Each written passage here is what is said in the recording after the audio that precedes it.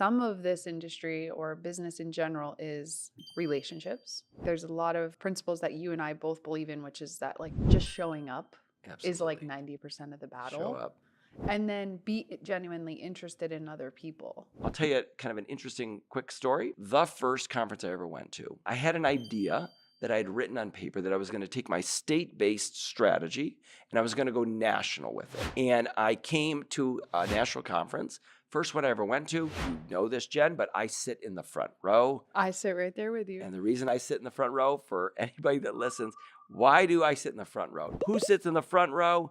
The person who's speaking's friends and Yes. colleagues. The most important person in that room is at the dais, at the microphone, Absolutely. speaking. And who's there next to them?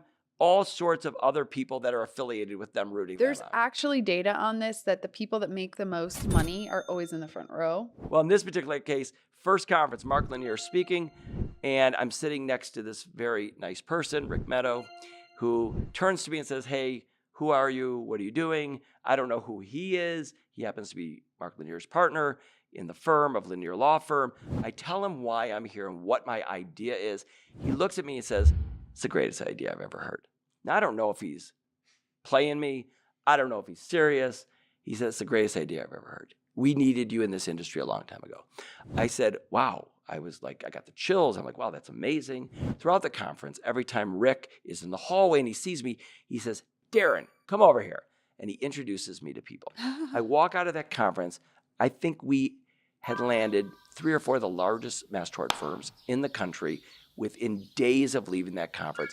Thank you, Rick. Thank you, Rick. There's some lessons there. You're at a conference. This is an opportunity to talk to lots of incredibly successful people. All in the one space. They're there. You can walk up to them and chit chat. You can walk up to them and hear their ideas and just listen and get inspired. Play the odds.